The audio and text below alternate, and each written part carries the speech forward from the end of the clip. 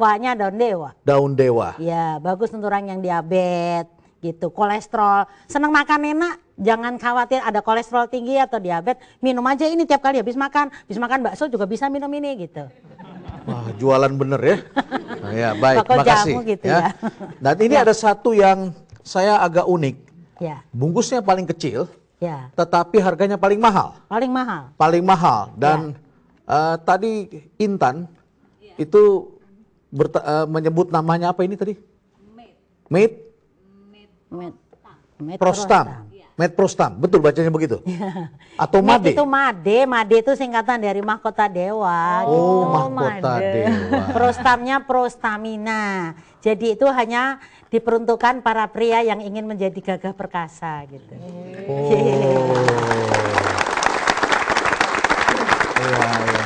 Dan ini ada jaminannya, seminggu 7 hari. Seminggu 7 hari. 7 hari. Iya, jaminannya kan itu. Ya baik, Ibu Ning. Jadi ini adalah produk baru. Produk baru. Produk paling baru. Ya. Apakah ini di dalamnya ada apa itu yang kita tahu kalau kita makan obat itu yang bisa langsung berdaya? Ya, jadi ini memanfaatkan herbal Indonesia. Herbal, jadi bukan dari obat. Herbal bukan obat ya. Jadi Indonesia itu kan kaya sekali ya. Jadi seperti misalnya pasak bumi. Kalau di Malaysia kan jadi tongkat tali. Yang terkenal tongkat tali kok, bukan pasak bumi. Padahal itu tongkat tali itu ya pasak bumi dari Indonesia. Gitu. Lalu kita masih punya lagi akar, namanya Purwoceng. Wah, namanya saja sudah menegangkan ini. Itu nama orang Jawa suka gitu. Purwo itu awal, ceng itu kenceng. Gitu. Maka jadilah itu. Jadilah ini. Ya, seminggu 7 hari jaminannya. Seminggu 7 hari. Diminum 1 kali? Iya. Tidak perlu 7 kali diminum? Tidak. Seminggu 1 kali. Makanya satu ini isi 1. Ya. Harga berapa Ibu Ning? Ya, ini boleh dikasih tahu ya? Saya kira boleh. Berapa harga berapa ini? Itu 50.000. 50.000 rupiah. Jadi Anda yang tidak punya uang jangan main-main, 50.000 rupiah untuk 1 minggu. Hanya untuk pria-pria yang ingin perkasa. Hanya untuk pria yang ingin perkasa. Baik. Ya, Ibu Ning, selain ini saya juga melihat ini ada yang banyak dibicarakan oleh masyarakat kita, yaitu daun sirsak. Daun sirsak. Ya. Ini dibikin menjadi teh celup. Teh celup. Teh celup. Teh celup. Ya, bentuknya round bag kalau ini ya. Ya. Bunder, jadi tidak pakai tali. Ini yang berhasil ekspor ke Cina. Jadi jangan hanya bangga pada produk Cina masuk Indonesia kita beli, tapi mari kita bangga. Terima kasih keperkannya. Kita bangga bahwa produk Indonesia menembus pasar Cina dan dunia gitu. Ya. Ini tehnya, khasiatnya apa ini? Khasiat kalau secara umum masyarakat sudah tahu bahwa sir sakti itu dari daun sirsak dominannya itu untuk kanker, untuk kiste, miom dan sebagainya. Tetapi ternyata ini bukan hanya untuk penyakit yang berat-berat, yang sehat-sehat misalnya kena flu, nggak usah bingung cari obat, minum teh saja sir sakti gitu loh. Sir sakti, beres. Beres. Sariawan, kemudian ambeien itu bisa ternyata. Bisa dengan sir sakti. Sir sakti, makanya Kemudian, jadilah orang sakti ya. Oh baik ya. Kemudian di sini ada daun yang saya sangat familiar karena ini banyak di rumah perubahan pohonnya. Betul. Ini adalah kalau saya tidak salah dari bentuknya, Bentuk daunnya. ya, ini adalah daun Sukun. Sukun, betul. Betul, Sukun. ya. Sukun itu kalau dalam bahasa Inggrisnya apa? Butternut ya. Fruit apa sih ya? Breadfruit ya? Iya, breadfruit. Breadfruit. Iya, breadfruit. Breadfruit begitu ya? Breadfruit. Bukan ya. butter. Bukan. Enggak, bread bukan. dari roti kan. Dari itu. roti. Jadi buah roti. Buah roti. Ya, rasanya kan kayak roti. Seperti roti. Ya. Ini buahnya atau daunnya? Daunnya. Daunnya. Ya. Daunnya bisa dipakai. Daunnya. Makanya masyarakat Indonesia sebetulnya sangat beruntung ya. Daun sukun ini selama ini kan nggak pernah ada yang membuat menjadi satu produk. Ya. Orang taunya hanya buahnya. Padahal daunnya kita sekarang kalau mau memanfaatkan ini tidak usah harus tiap kali mendengar tetangga seger buger atau meninggal karena jantung. Ya toh? Ini daun sukun itu luar biasa untuk penyakit jantung. Dan ini dibikin praktis. Dibikin praktis jadi teh celup saja. Saya teringat hadiah yang saya terima dari teman-teman saya, dari mahasiswa saya, orang Korea. Dia memberikan saya teh ginseng. Saya bingung juga ini kok teh ginseng dikemas rapi, kotaknya kayu, tapi bentuknya teh celup. Saya sempat bertanya, kenapa ini disebutnya teh ginseng? Saya coba buka, saya pikir ada banyak daun tehnya. Ternyata isinya 100% ginseng. Kenapa disebutnya teh ginseng? Karena dia katakan ini adalah ginseng yang konsepnya dipasarkan dengan menggunakan pendekatan teh. Dengan demikian maka ginseng diminum praktis seperti teh celup, diminum satu hari 3 kali. Jadi kalau orang Korea saja bisa memasarkan ginseng dalam bentuk teh ginseng, kita juga bisa memasarkan ini adalah teh daun sukun. Daun sukun, osti. Osti, tapi ini ada daun tehnya. Iya, sedikit. Ada sedikit daun Jadi teh. rasanya tetap mirip-mirip teh. Mirip-mirip teh dan ada khasiatnya. Khasiatnya luar biasa. Baik, saya kira saya sudah mulai pembukaan mengenai jualan obat dulu ini, ya Intan. Ya, tapi mungkin dari sini kelihatan bahwa betapa kayanya alam Indonesia. Betul. Dan kalau kita diamkan betapa sia-sianya hidup kita. Betul. Dan ini sebuah info terbaru ya buat sahabat perubahan sendiri ya, bahwa Indonesia ternyata adalah negara yang memiliki nomor 2 tanaman terlengkap untuk herbal. Namun sayang sekali Indonesia hanya nomor 32 untuk produksi herbalnya. Dan di sini Ibu Ning mencoba melakukan perubahan agar herbal Indonesia bisa diterima di dunia internasional. Anda jangan kemana-mana, tetap di Rumah Perubahan Reynald Kasali.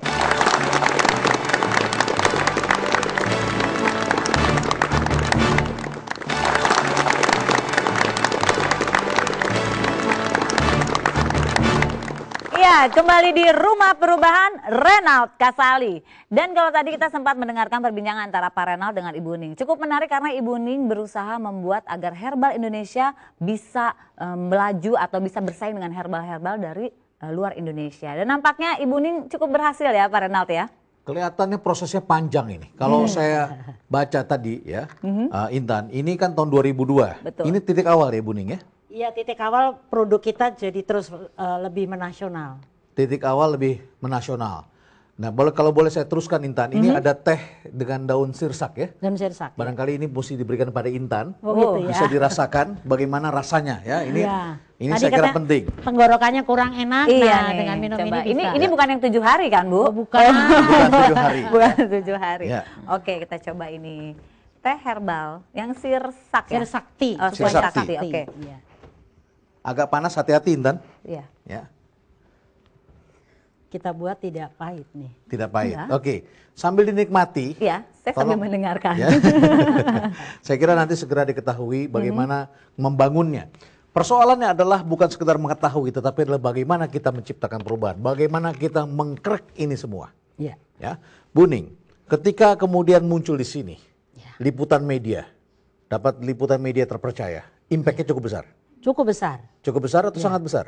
Sangat besar karena Sangat besar. dulu itu paling dalam 1 bulan kita, ya namanya dulu kan baru kelompok ibu-ibu jualannya juga baru sirup mangga, sirup dimbing seperti itu. Dulu sebulan paling 1 juta, 2 juta itu omset paling tinggi 5 juta lah dalam 1 bulan. Itu berkelompok ya bersepuluh. Tapi begitu diliput ini itu bisa lebih dari 10 kalinya. 10 kalinya? Ya. Hasil berarti yang tidak kita perlu dapat. bekerja ya? Cukup Ya, dengan bukan begitu. berusaha ini. Ya. Justru ini dampak dari media, makanya terima kasih kepada para wartawan gitu. Ya. Baik, selanjutnya untuk membangun ini tadi disebutkan ada kelompok ibu-ibu, mengkreknya dengan menggunakan kelompok ibu-ibu. Kenapa tidak sendiri saja dengan pegawai? Jadi saya dulu kan enggak ngerti bagaimana bisnis, nggak ngerti ya. Jadi saya taunya dulu berteman saja. Kemudian saya perhatikan teman-teman itu kok waktu itu tahun 99 ya.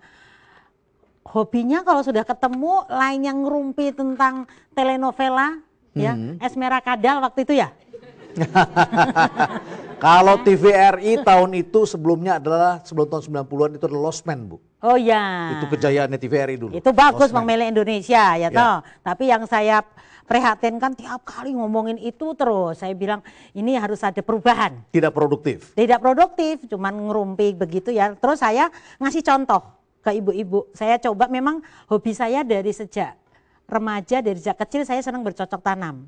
Jadi saya biasa mencangkul lahan sendiri. Ibu Ning mencangkul. Mencangkul itu biasa bagi saya gitu loh. Nah, terus kemudian saya coba memberi contoh ibu-ibu karena di Jakarta saya tidak punya lahan, saya bikin bercocok tanamnya cara vertikultur. Pakai talang-talang itu, kemudian digantung-gantungin tuh tanamannya seperti itu.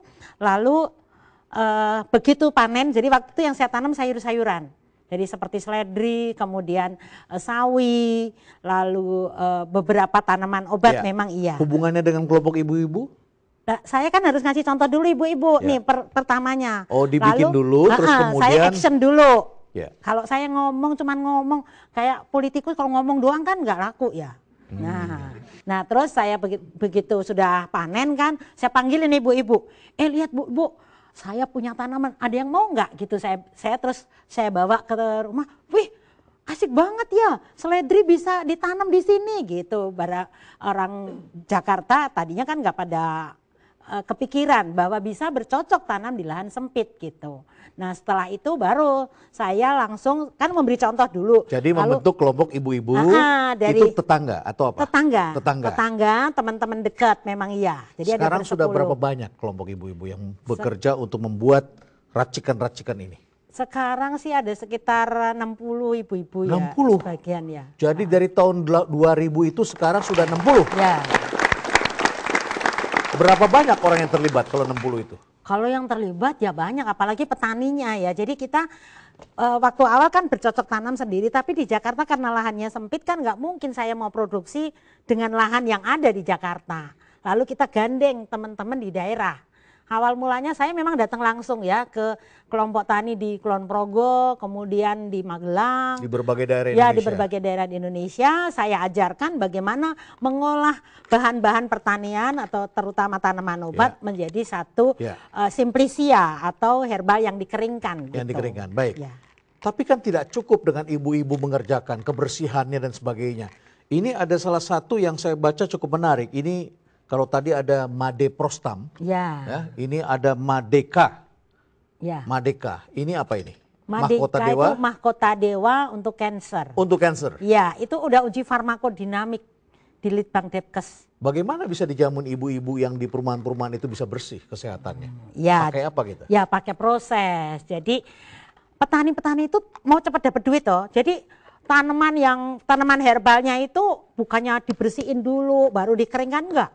Cabut dari kebun atau dari sawah gitu ya, langsung dijemurnya di pinggir jalan biar cepat kering katanya.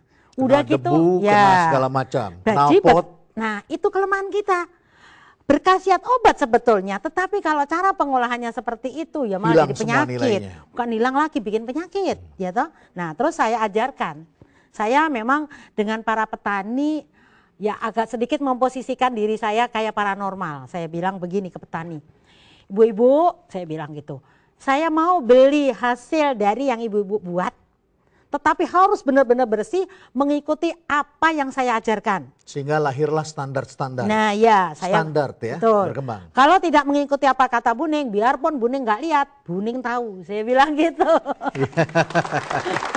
Baik, berarti banyak standarnya ini ya? Ya, jadi kita ajarkan dari. Bisa disebutkan standar-standar apa? Standarnya contohnya begini. Ya. Misalnya dari mahkota dewa saja. Ya. Buah yang diolah itu jangan yang sudah matang. Hampir semua herbal yang berbentuk buah, mengolahnya jangan yang matang, jangan terlalu matang. Itu khasiatnya kalau menurut penelitian sudah berkurang, antioksidannya berkurang jauh. Jadi ada standar untuk pemetikannya. Ya, pemetikannya harus yang mengkel. Okay. Setelah itu baru nanti dicuci dengan air mengalir. Dari air mengalir ditiriskan. Setelah ditiriskan kan diiris-iris. Ngirisnya juga ada standarnya. Ya, menggunakan ini kalau diteruskan nanti jadi seperti mengajari memasak ya. Nah, kita stop dulu di sini. Saya kira teman-teman pengen diskusi ya, Ibu Ning. Boleh kita berikan pada Intan agar Intan juga bisa menanyakan teman-teman yang diskusi. Untuk sahabat-sahabat perubahan ada yang ingin bertanya dari sisi sini? Mau tanya? Oke. Dengan siapa namanya? Aldi, silakan Aldi berdiri dan bertanya untuk Ibu Ning. Selamat malam Pak. Selamat malam. Ibu Ning. Mau tanya untuk masalah standarisasi dan mungkin pengawasannya bagaimana? Gitu. Oke, terima kasih. Baik, ini berarti nerusin yang tadi ini, Bu. Iya. Mungkin saya tambahkan saja supaya jelas. Tadi kan kita sudah bicara ada hal-hal tertentu harus dikembangkan. Tapi standar-standar apa saja yang sudah dimiliki barangkali ya oleh PT Mahkota Dewa sehingga bisa di-crack ini industri ini. Karena memang kita ini mempunyai mimpi besar. Kita ingin bahwa herbal Indonesia ini mendunia. Lalu kita mengikuti standar dunia dong. Ya, apa itu standar dunianya apa saja? Antara lain kita mulai dari punya standar Badan POM sudah pasti ya, kita punya izin yang resmi. Kemudian kita punya SNI, Standar Nasional Indonesia. Dan dapat penghargaan berapa dapat kali ya? Penghargaan 2 kali. Award, ya? Dua kali kita ya UKM produk jasa barang. Kemudian kita juga punya GMP. Lalu punya HACCP itu yang tidak banyak dimiliki oleh UKM-UKM kita. Apa karena itu? Susah benar tuh HACCP. HACCP. Apa itu? Ya itu saya sering ditertawakan, Bu Ning macam-macam aja. Loh, karena saya punya mimpi gede. Kalau saya tidak mempunyai. Singkatannya apa? Singkatannya HACCP itu Hazard Analysis Critical Control Point. Apa itu? Itu keamanan pangan dunia. Keamanan pangan dunia. Ya, itu. Sehingga kalau sudah punya standar ini masuk ke pasaran pasar global lebih mudah. Ya, itu rata-rata ditanyakan oleh apa nggak mahal kita. bikin standar-standar seperti itu untuk UKM? Ya, memang mahal ya. Saya pertama kali memang dibantu oleh pemerintah terus terang dari Departemen Pertanian. Waktu itu saya diminta untuk mau mengikuti prosesnya, saya bilang, ih ribet amat sih kalau misalnya nih contoh, karyawan saya pakai kitek seperti saya gini nggak boleh. Lalu misalnya pakai kerudung, nanti pakai iketan yang ada logamnya, nggak boleh. Di lingkungan tempat proses itu produksi ada kecoa lewat, nggak boleh. Kecoanya harus di SMS itu, nggak boleh lewat. Gitu. Nah, jadi terus, banyak hal yang memang harus dijaga. Iya, banyak dan hal merepotkan. Merepotkan. Tapi akhirnya bisa lewat. Tapi puji Tuhan, alhamdulillah bisa kita lewati. Gitu. Berapa lama prosesnya? Kita harus juga memberi pemahaman kepada karyawan ya. Berapa lama semuanya? Itu kira-kira setahunan ya. Setahunan sudah bisa. Jadi kalau kita tekun, mestinya kita bisa. Dan itu seperti menabung, Pak Rena. Ya, jadi dengan cara kita mau repot dulu, jadi berakit-rakit ke hulu, akhirnya produk kita buktinya bisa diterima di Cina, kemudian juga ada yang sudah membawa ke Dubai, lalu ke Eropa pun diterima. Jadi dengan standar-standar seperti ini, kualitas seperti ini, produk Indonesia herbalnya pun bisa masuk ke negara.